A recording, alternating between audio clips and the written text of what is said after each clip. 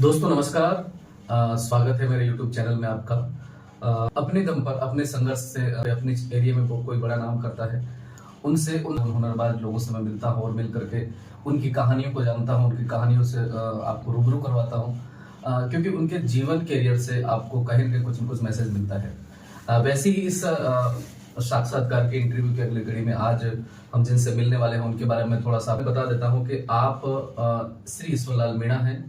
आप प्रतापगढ़ जिले के अरनोद तहसील के चाचाखेड़ी के रहने वाले हैं और आपने छात्र जीवन में 2016-17 में प्रतापगढ़ पीजी कॉलेज से एबीवीपी के बैनर तले चुनाव लड़ा और आप छात्र अध्यक्ष बने। उसके बाद में आप जिला संयोजक बने। उसके बाद में आप जिला महामंत्री बने। उस जिला महामंत्री के बाद में जो वैकेंसी आई थी शिक्षक की, उसमें आप एग्जाम देते हैं और आप शिक्षक के पद पर, लेवल फर्स्ट के शिक्षक पद पर भी चयनित होते हैं। वर्तमान में आप भारतीय जनता पार्टी के प्रतापगढ़ जिले के जिला महामंत्री हैं। ये जो अभी चर्चाओं में रहे, वैसे तो सब इनको जानते हैं, लेकिन पिछले 2023 के विधानसभा चुनाव से काफी चर्चाओं में रहे। आइए जानते हैं इनके बारे में कि राजनीतिक इंटरेस्ट इनका कहाँ से आया, क्या इनके परिवार में कोई पहले भी राजनीति में था या क्या स्थिति है, पूरी बातचीत इनसे करते हैं। तो सर नमस्कार। नमस्कार, वंदे मातरम, भारत माता की जय। सबसे पहले तो सज्जन जी को जो इतना शानदार काम YouTube के माध्यम से आप अपना चैनल बनाकर कर रहे हो, तो आपको इसके लिए बहुत बहुत बधाई, शुभकामना और आपका चैनल बहुत आगे तक जाए, आप इसमें नाम करो। प्रतापगढ़ के हिंगलाट जैसे छोटे से गांव में से आप निकल कर ये कार्य कर रहे हैं, तो आज जब आपका फोन आया मेरे को भी बहुत खुशी हुई। चलो, और मैं आपके वीडियो भी देखता रहता हूं, तो इसके लिए आपको बहुत बहुत बधाई, शुभकामना, साधुवाद और आप बहुत आगे तक जाएं। और ऐसे ही जो आप जिस तलाश में निकले हैं कि लोगों की कुछ कहानियों से युवाओं को कुछ प्रेरणा दे, तो इसमें जो आपका जो अहम योगदान है, मुझे लगता है कहीं न कहीं युवाओं को प्रेरणा देने वाला अवश्य रहेगा। तो इस मुहिम के लिए आपको बहुत बहुत धन्यवाद, साधुवाद। मैं ईश्वरलाल मीणा पूर्व में विद्यार्थी परिषद के माध्यम से संगठन का कार्य किया और छात्र राजनीति में मैंने इकाई अध्यक्ष से विद्यार्थी परिषद का कार्य चालू किया। 2-3 साल से तो कार्यकर्ता के रूप में कार्य किया। फिर कॉलेज के इकाई अध्यक्ष का दायित्व मेरे को दिया गया, तो उसके माध्यम से भी हमने कॉलेज में कई सारे आंदोलन किए।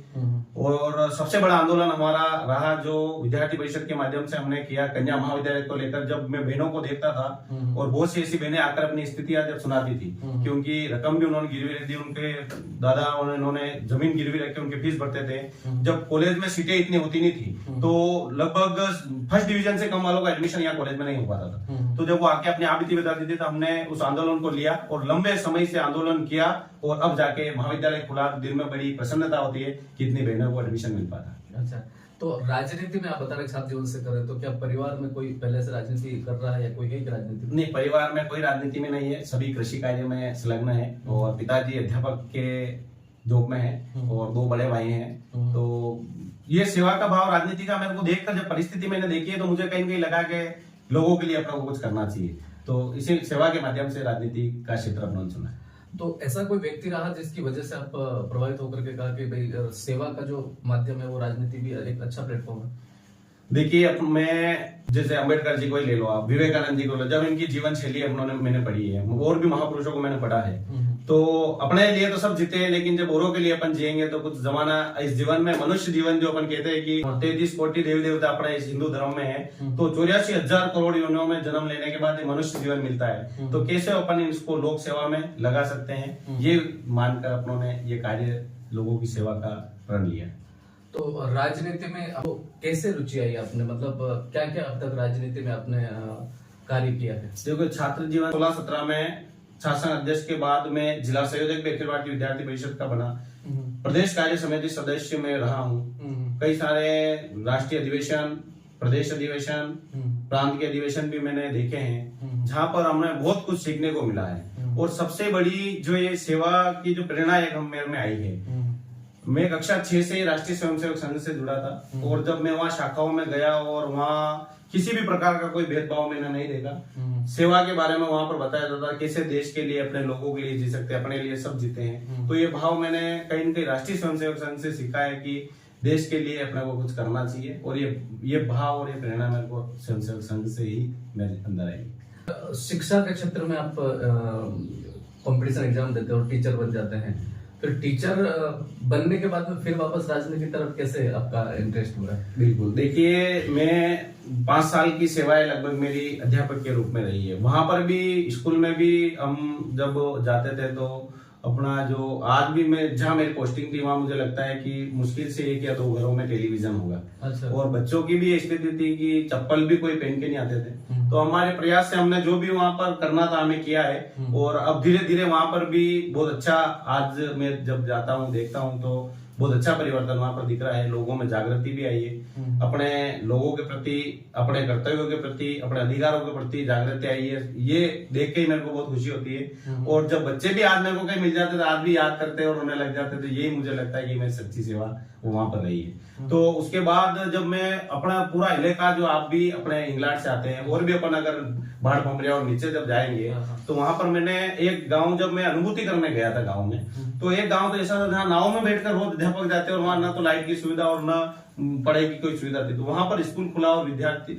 मतलब अध्यापक उस नाव में बैठकर जब वहां पढ़ाने जा रहा है। और आज भी आपको मैं बता दूं, हमारे एक छात्र संघ अध्यक्ष कैलाश चंद्र मीणा जो अपने गजिया कला के रहे हैं, वहां भी आज मुझे लगता है आज भी सड़क वहां पर आज नहीं बनी। तो ऐसी स्थिति जब मैंने देखी कि माता बहनों की डिलीवरी होती है तब उनको कम से कम 2 किलोमीटर 3 किलोमीटर खटिया डाल के लाना पड़ता है। तो कहीं कहीं मुझे लगता है कि मैं अगर राजनीतिक जीवन में अगर कहीं विधायक बने या किसी पद पे अपन आए, अपने हाथ में जब पावर आएगा तो ऐसे लोगों के लिए अपन क्या सेवा कर सकते हैं, कैसे उनको अपनी सुविधा मुहैया करा सकते हैं। कम से कम व्यक्ति के पास चिकित्सा, शिक्षा और उसको खाने पीने की जो उसकी मूलभूत आवश्यकता है वो कैसे अपन अवेलेबल करा सकते हैं। इस चीज को सोच के ही अपनों ने ये मैंने नौकरी से रिजाइन देकर विधायक के लिए चुनाव की तैयारी करी थी। और सब लोगों ने बहुत साथ दिया, सहयोग किया। वो अलग बात है कि टिकट किसी कारणवश नहीं हो पाया है, समय ये बदलता रहता है। मेहनत करेंगे, लोगों की सेवा करनी है तो वो करते रहेंगे। तो आपने स्वविवेक से ये डिसीजन लिया था नौकरी से रिजाइन देने का, या फिर आपको किसी ने कहा था? बिल्कुल नहीं, देखो सेवा का भाव था। नौकरी से सभी अध्यापक नौकरी कर रहे हैं, अपने घर परिवार में खुश जा रहे हैं, लेकिन एक मेरे को ये था कि सब लोगों के लिए अपन कैसे क्या कर सकते हैं। इसलिए मैंने डिसीजन लिया कि राजनीति का क्षेत्र ऐसा है, यहाँ रहकर अपन लोगों के लिए बिल्कुल निष्पक्ष भाव से कैसे भ्रष्टाचार कम कर सकते हैं, कैसे लोगों के लिए अगर 100 रुपए निकले तो वो लोगों के हित में कैसे 100 रुपए लगे। इसके लिए अपनों ने ये सोच कर कि कैसे अपन क्षेत्र का विकास कर सकते हैं। जिन अभावों में लोग जी रहे हैं वो अभाव से बाहर आए, क्योंकि सबको अपना जीवन जीने का आज अधिकार है। तो वो उस अभाव से निकलकर अपना एक आम जनता की तरह जीवन जिए, इसी लक्ष्य को लेकर अपन राजनीतिक जीवन में आने का फैसला अपन किया। तो जैसा आपने बताया स्वविवेक से, एक चीज मेरे दिमाग में और कई दर्शकों का भी मन में था, उसी समय चल रहा था कि अगर कोई व्यक्ति सरकारी जॉब में है और वो चुनाव लड़ना चाहता है तो क्या वो वापस सरकारी जॉब में, अगर वो उसकी स्थिति कैसी अगर नहीं जीतता है तो क्या वापस सरकारी जॉब में जा सकता है? इसमें देखो ऐसा है, अगर अपन कॉलेज एजुकेशन, हायर एजुकेशन की बात करें, अपन कॉलेज शिक्षा की बात करें तो उसमें अपन अपनी सुविधा उसमें है कि आप अगर चुनाव लड़ते हो, अगर हार जाते हो या जो भी परिणाम रहता है तो उस टाइम उसमें छुट्टियां अपने को उसमें मिल जाती है। तो वापिस वो चुनाव जीत जाते थे, इधर 5 साल करके भी वो बाद में ज्वाइन कर सकते हैं। ऐसे बहुत सारे अपने जैसे सीपी जोशी जी कांग्रेस से हैं, ऐसे और भी लोग जो उदाहरण हैं। लेकिन स्कूली एजुकेशन में ऐसा नहीं होता है। स्कूली एजुकेशन में एक बार रिजाइन देने के बाद अपने को वापस ज्वाइनिंग नहीं मिलती। जैसा कि अभी आपने बताया कि किसी कारणवश टिकट नहीं मिला, तो क्या कारण रहा ऐसा टिकट का नहीं मिलने का? देखो अब पार्टी संगठन जो तय करता है, हमने बहुत मेहनत भी करी है, ऐसा हमारी तौर से कहीं कमी नहीं रखी है, लोगों की सेवा भी करी है। संगठन के लिए कहीं बड़े बड़े कार्यक्रम, एक परिवर्तन यात्रा भी आपने देखी होगी, लगभग उसमें भी हमने काफी अच्छी तैयारी और सभी लोगों का मन था कि इस बार प्रतापगढ़ में कुछ अच्छा होगा, ईश्वर मीणा को टिकट मिलेगी तो हो सकता है उनके जो मन में था वो कुछ सपने साकार हो। ठीक है, हालांकि नहीं हो पाया, समय है, परिवर्तन होगा और आगे हम मेहनत करेंगे। पार्टी का काम हम कर रहे हैं, जिला महामंत्री के नाते अभी पार्टी का जो भी निर्देश होता है, जो भी कार्य हमें दिया, अभी लोकसभा चुनाव है तो लोकसभा चुनाव की तैयारियों में हम लगे हुए हैं और पार्टी को कैसे जिताए, ये हमारा जो भी एक नारा है कि अब की बार 400 पार, तो उसको लेकर हम सभी कार्य में लगे हुए हैं। एक सवाल, जैसे आपने कहा कि अब की बार 400 पार, पूर्व जो मंत्री थे कैबिनेट मंत्री अनंत हेगड़े जी, उन्होंने कहा अगर 400 बार होगा तो संविधान संशोधन हम लोग करेंगे, ऐसा ये कुछ सही नहीं? ये देखो, ये संविधान बाबा साहब अम्बेडकर ने जो लिखा है इसको बदलने तो संभव ही नहीं है। वो सब कहने की बातें हैं कि ऐसा हो जाएगा वैसा हो जाएगा, लेकिन देखो अपन ने अभी बात करी है कि जिस व्यक्ति को जिस चीज की आवश्यकता है, आरक्षण भी किन लोगों को अपना मिलना चाहिए। देखिए आप अपने आज की स्थिति अपना देखिए तो स्वाभाविक है यहाँ पर आरक्षण की आवश्यकता है। तो उस स्तर से ये आरक्षण की व्यवस्था है, ये सब झूठी बात है कि आरक्षण खत्म कर देंगे या ये कर देंगे, ऐसा मैंने आज तक नहीं सुना है और ना ऐसा संभव है। तो आपने लोकसभा चुनाव का कहा कि अभी लोकसभा चुनाव के लिए आप काम करें और प्रतापगढ़ जिले के जिला महामंत्री भारतीय जनता पार्टी के आप हैं। अभी 2 दिन पहले एक वीडियो चंद्रपाल सिंह जाके एमएलए साहब का जारी हुआ था कि वो भी निर्दलीय से उम्मीदवार है, फिर इधर भारत आदिवासी पार्टी से, फिर कांग्रेस से उदयलाल जी अंजना और प्रदेश अध्यक्ष सीपी जोशी जी। तो इनमें से किसका क्या लगता है आपको, कौन जीतेगा? क्या जी भी चुनाव लड़ेंगे? बराबर, देखिए चंद्रभान जी ने चित्तौड़ से चुनाव लड़ा है और अभी वो विजयी भी हुए हैं। तो वो अपने ऊपर निर्भर करता है। भारत में सभी स्वतंत्र है, कोई भी चुनाव यहाँ पर लोकसभा का लड़ सकता है, कोई भी विधानसभा चुनाव लड़ सकता है। तो वो अपनी मानसिकता पे निर्भर करता है। देखिए यहाँ पर अभी भारतीय जनता पार्टी से जैसे अपने प्रदेश अध्यक्ष जी माननीय चंद्र प्रकाश जोशी जी को टिकट मिला है, तो पिछली बार भी लगभग 6-6.25 लाख से विजय रहे थे। और अभी कांग्रेस से जैसे उदयलाल जी को टिकट मिला है और भी अपने बाप पार्टी भी अपन चुनाव लड़ेगी। लेकिन मुझे लगता है कि भारतीय जनता पार्टी जिस हिसाब से अभी कार्य अपन देखे विगत 10 सालों में जो काम हुए हैं, जैसे 370 को लेकर हो गया है, सीएए का हो गया है, इसके अलावा राम मंदिर का ऐसा मुद्दा है, तो ऐसे बहुत सारे काम जो 500 सालों से पेंडिंग पड़े हैं, तो वो कार्य भी हुए हैं। और मुझे लगता है कि इस बार भी भारतीय जनता पार्टी की सीटें जो 25 है वो 25 की 25 आ जीते।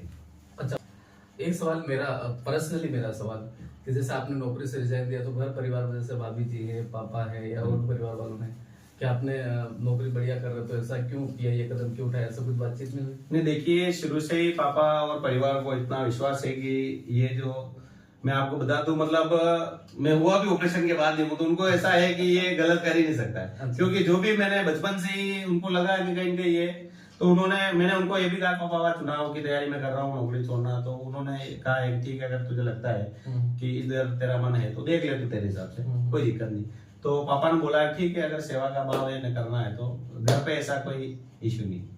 शिक्षा, क्योंकि आप शिक्षक रहे हैं, बिल्कुल प्रतापगढ़ क्षेत्र के आसपास के क्षेत्र की शिक्षा के ऊपर बात करें तो यहाँ की शैक्षिक स्तर पहले की तुलना में कैसी? बिल्कुल, देखिए मैंने जब चुनाव की तैयारी कर रहा था तब भी मैंने कहा है कि 33 जिले में से अपन प्रतापगढ़ आज मतलब जो अगर आंकड़ा देखे तो अपन आज भी 33 नंबर पे है। अभी कल परसों मैंने पढ़ा था बांसवाड़ा है, पर ठीक है अपना स्तर थोड़ा सुधरा है। धीरे धीरे मुझे लगता है सभी अध्यापक और अध्यापिकाओं से भी मैं आग्रह करना चाहूंगा कि बच्चा पढ़ना चाहता है, वो एक खाली किताब है, खाली कॉपी है, तो उसको आप पढ़ाइए। बच्चा पढ़े और अध्यापक पढ़ा है, अगर ये कार्य अच्छे से हो गया है और सरकार व्यवस्थित, आप देखिए अगर अपन किसी बच्चे को प्राइवेट स्कूल में भेजते हैं, उसका होमवर्क अपन चेक करते हैं, काम किया कि नहीं किया, क्योंकि अपन वहां पे पैसे दे रहे हैं। तो सरकारी विद्यालय में भी बच्चे पढ़ते हैं, हॉस्टल में अपने बच्चे रहते हैं, किस अभाव में रहते हैं, क्या परिस्थिति में रहते हैं, वो कहाँ से निकल के आया। ऐसे इंटीरियर निकल से भी बच्चे आज बड़ा बड़ा नाम कर रहे हैं, रोशन कर रहे हैं। तो मैं सभी से यही कहना चाहूंगा, सभी अध्यापकों से भी कहना चाहूंगा विनती कि अपना इस टीएसपी एरिया में सभी बच्चों को आप अच्छी शिक्षा दें, समय से स्कूल जाए,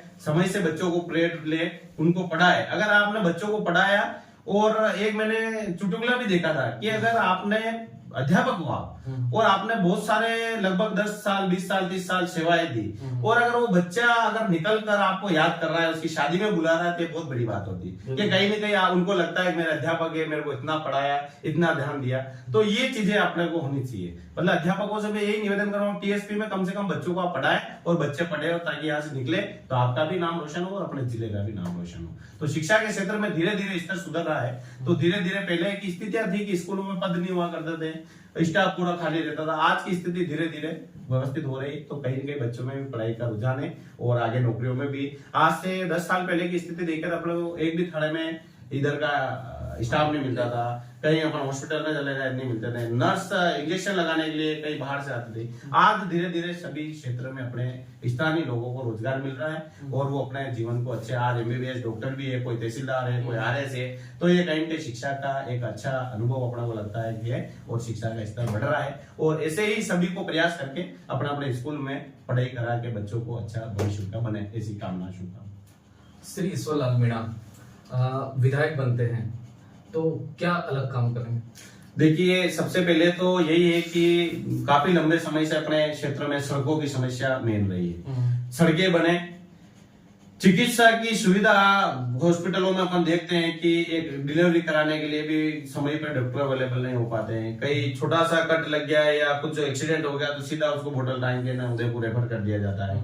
पूरा एक जिला हेडक्वार्टर होने पे आज इस जिले में आप देखिए कि एमआरआई की सुविधा नहीं है। अगर किसी को एमआरआई करानी होती है तो सीधा उसको उदयपुर जाना पड़ता है। तो कम से कम मैं सरकार से, अगर मैं विधायक अगर बनता हूँ तो मैं सरकार से यही मांग करूंगा कि कम से कम एक जिला लेवल पे अस्पताल में कम से कम एक एमआरआई तो हो, जिसकी मरीज की जांच यहाँ पर हो जाए, ताकि उसको उदयपुर जैसे इतनी दूर जाकर इतना खर्चा वहन करके केवल एक एमआरआई के लिए अगर उदयपुर जाना पड़े, 200 किलोमीटर जाना पड़े, तो ये अपने लिए शर्म की बात है। आजादी के लगभग 75 वर्ष अमृत महोत्सव उन्होंने मनाया है, तो आज भी अगर अपना अभाव में है, लोगों के तक सुविधा नहीं पहुंच पा रही है, भ्रष्टाचार चरम लेवल पर था, हो सकता है अब धीरे धीरे कम हो। सभी प्रयास करेंगे अपन मिलकर कि भ्रष्टाचार जीरो हो, कैसे लोगों का अच्छा विकास हो, कैसे सुविधा उनको पहुंच पाए, इसको लेकर मैं कार्य करूंगा। और चिकित्सा शिक्षा मेन है। अगर जीवन में व्यक्ति शिक्षित हो गया तो जरूरी नहीं वो नौकरी करे, जिस भी क्षेत्र में जाएगा अपना अच्छा देगा और रोजगार उपलब्ध उसको होगा। और रोजगार अगर हर व्यक्ति के पास होगा तो वो अपने आप मजबूत होगा, अपने आप मजबूत होगा, समाज मजबूत होगा, राजस्थान मजबूत होगा और देश मजबूत होगा। तो अपन कहते हैं भारत को विश्व गुरु अगर बनाना है तो कहीं न कहीं लोगों को स्वावलंबी बनाना होगा, उनको बिल्कुल अपना अपना रोजगार अपना को चालू करना पड़ेगा। पहले आप देखिए गाँव में हर समाज की जो व्यवस्था थी, अपना अपना समाज का एक रोजगार था।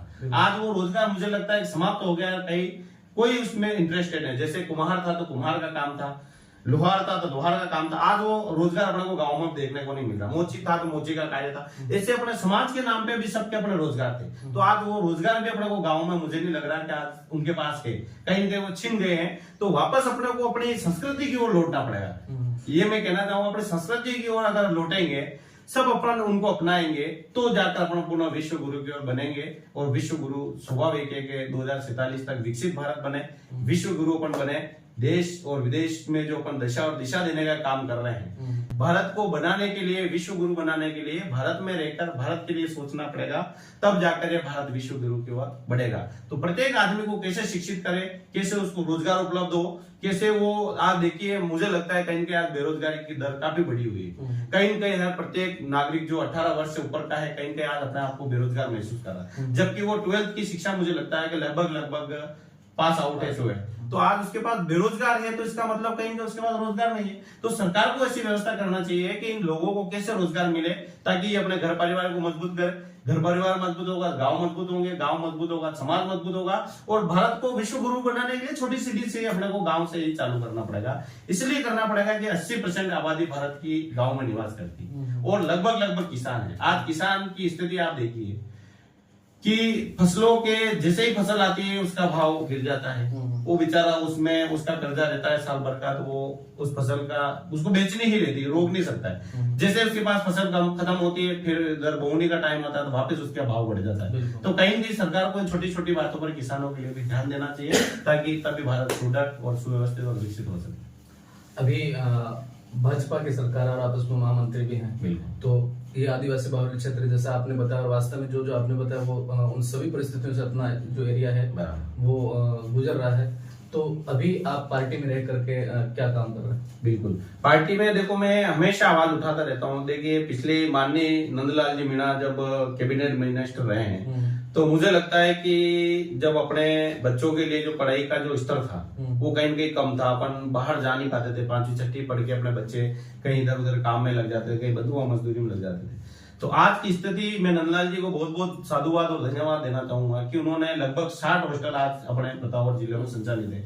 तो कहीं न कहीं अपने बच्चे इन हॉस्टलों में रहकर आज पढ़े हैं और उनका शिक्षा का स्तर उठा है। तो ऐसे ही शिक्षा का स्तर कैसे अच्छा हो सकता है, प्रत्येक बच्चा, प्रत्येक वर्ग इस शिक्षा से वंचित नहीं रहे और अपने अपने क्षेत्र में अपनी जो भी उनकी क्षमता है उस आधार पर वो अलग अलग क्षेत्र में जाए, यही कामना मैं करना चाहूंगा। और सरकार से भी कहना चाहूंगा इस क्षेत्र पे विशेष बजट आप शिक्षा के क्षेत्र में, चिकित्सा के क्षेत्र में, डीएडी विभाग को आप अलग से आवंटित करें, ताकि इस क्षेत्र का थोड़ा उत्थान हो सके। आज भी अगर अपन कहीं जाते हैं, लोगों को मेंटेलिटी है यार प्रतापगढ़ की, पहले 10 साल पहले की स्थिति को प्रतापगढ़ में नौकरी करना नहीं आना चाहता। आज उनको लगा कि यार प्रतापगढ़, जब आके देखा उन्होंने यार प्रतापगढ़ में तो बहुत अच्छे लोग रहते हैं, ऐसी जब उनकी मुंह जुबानी अपन सुनते हैं, कहीं ना कहीं ये स्तर आज बढ़ा है।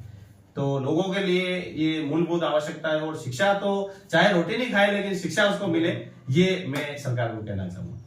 अंत में युवाओं को आपकी तरफ से संदेश। बिल्कुल, युवाओं को अपने लिए तो जीना ही है, परिवार के लिए जीना है, लेकिन इस देश के लिए आप देखिए आज परिस्थिति अपने बीच रूस यूक्रेन के युद्ध को देख लो, संपत्ति और पैसे के पीछे सब भागते, लेकिन अपना परिवार के लिए और देश के लिए अपन क्या कर सकते हैं? अगर ऐसा कोई समय आता है तो अपन क्या उनके लिए लड़ने के लिए तैयार है क्या? आप देखिए अभी एक जो योजना मोदी जी ने चलाई थी कि प्रत्येक घर में एक सैनिक तैयार हो, उसके लिए इन्होंने योजना निकाली थी। तो ये अलग अलग एक योजना भारत सरकार की चल रही है। तो कहीं ना प्रत्येक व्यक्ति प्रत्येक क्षेत्र में जो परिस्थिति आ जाए उसके लिए कैसे निपट पाए, उसके लिए अपने को तैयार रहना है। तो परिवार को मजबूत पहले कैसे कर सकते हैं, फिर वही विषय आएगा कि आप शिक्षित हो, सबसे पहले आप पढ़ाई करो। जब पढ़ाई आप करोगे तो अपने आप अपने मानसिक विकास होगा, शारीरिक विकास होगा, खेल अच्छे। आज हाँ एक बात और मैं कहना चाहूंगा कि अपने इस क्षेत्र में इतने खिलाड़ी, इतने टैलेंटेड खिलाड़ी पड़े हुए हैं, फुटबॉल देख लो, कबड्डी देख लो, तीरंदाज देख लो, लेकिन इनको मंच नहीं मिल पाता, कहीं न कहीं उनकी प्रतिभा यही दबी रह जाती। तो ऐसे खिलाड़ियों के लिए भी एक प्रतापगढ़ में एक स्पोर्ट्स के अलग से व्यवस्था हो ताकि इन खिलाड़ियों को आगे मंच मिले, ये भी राजस्थान के लिए, भारत के लिए खेले और अपना नाम रोशन करे। ऐसे मैंने हजारों लाखों खिलाड़ी देखे जो इतना शानदार क्रिकेट खेलते, इतनी शानदार कबड्डी खेलते। हम भी 2 बार जब कबड्डी जब अरनोद में 12th में पढ़े तो 3 बार हम फाइनल लेके आए, 2 बार हमारा नेशनल पे सिलेक्शन हुआ, पर वो मजबूरियां रही कि हम लोग जा नहीं पाए। तो कहीं न कहीं ऐसी मजबूरियां इन खिलाड़ियों के सामने नहीं आए, सरकार ऐसी व्यवस्था इनके लिए भी करे, ऐसी मैं सरकार से भी मांग करूँ। बहुत बहुत धन्यवाद ईश्वर जी। जैसा कि आपने सुना ईश्वर जी को, इन्होंने बताया कि यहाँ पर आप सब लोगों के क्वेश्चन भी थे, वो सब भी क्लियर हुआ कि ये खुद की इच्छा से जनता की सेवा करना चाहते हैं और फील्ड में रह करके, और ये कह रहे हैं मेहनत भी करेंगे और जरूर इनके काम को देख करके पार्टी इनको प्रतिनिधि करने का मौका भी देगी। और अभी आप अच्छे पद पर काबिज भी हैं। हम दोनों की बातचीत से, इनकी बातचीत से हम आपने क्या सीखा, क्या आपको सीखने को मिला, वो कमेंट बॉक्स में जरूर बताएं। और बहुत बहुत धन्यवाद। एक और बात मैं आपको बताना चाहूंगा कि लगभग मैं भारतीय जनता पार्टी को भी धन्यवाद देना चाहूंगा कि मेरे को इस काबिल समझा और जिला महामंत्री का दायित्व मेरे को दिया है, और संगठन का अनुभव मैंने विद्यार्थी जीवन से ही लिया है। तो स्वयंसेवक संघ के माध्यम से किया, मैंने अखिल भारतीय विद्यार्थी परिषद में अलग अलग दायित्वों पर निर्वहन करते हुए कार्य किया।